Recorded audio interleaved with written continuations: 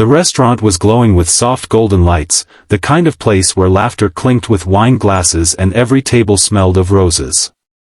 Yet, in the corner booth, sat Ethan Hayes, a man who didn't belong to the world of dating anymore. Ethan wasn't just any man. At 38, he was a self-made CEO of one of the fastest-growing tech companies in the country, and more importantly, a single dad to his 8-year-old daughter, Lily. His world revolved around her, school lunches, bedtime stories, and teaching her how to ride a bike. Romance? That was a language he hadn't spoken in years. Tonight wasn't his idea. His best friend practically begged him, saying, "Just go, Ethan. It's for me. Meet her, keep her company, if not for you, then at least do it for me." Reluctantly, Ethan agreed. He thought it would be a quick dinner, a polite smile, and he'd return to Lily. But fate had different plans.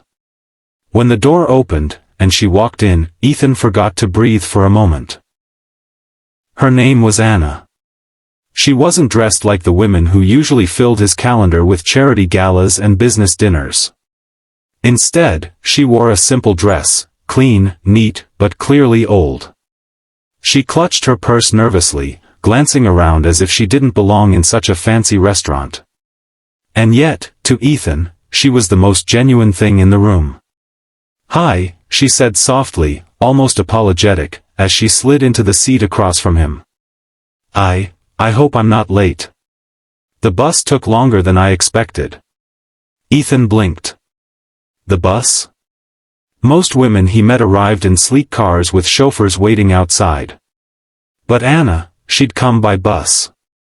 At first, their conversation was awkward. Ethan asked about her work, expecting a polished resume.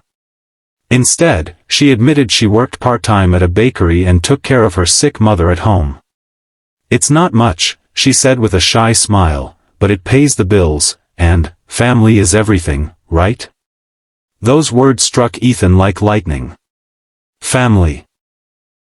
That was the very thing that defined him, too. The waiter arrived with menus, and Anna's eyes darted nervously across the glossy pages. Ethan noticed her hesitating at the prices, her fingers tightening around the menu. Finally, she whispered, maybe just water for me. I'm not very hungry." But Ethan saw it.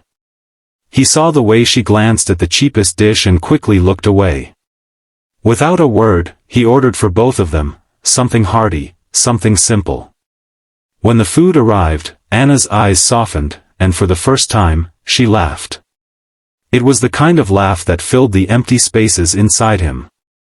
The night stretched on, filled with surprising conversations. Anna didn't care about his money, his company, or his success. She wanted to know about him.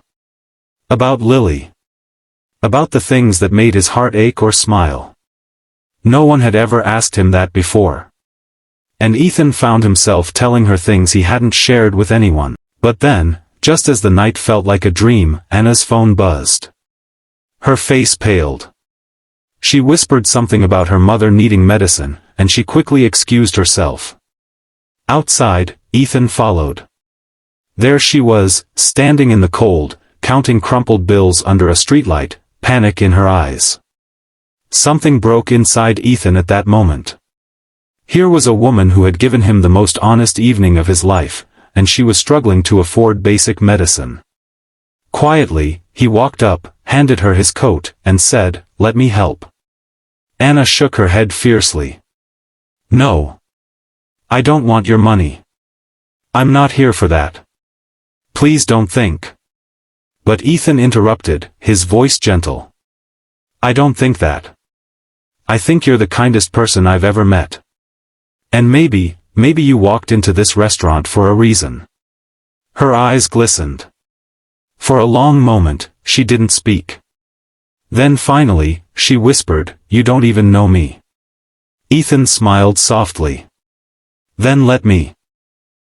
Weeks passed, and Ethan found himself drawn deeper into Anna's world.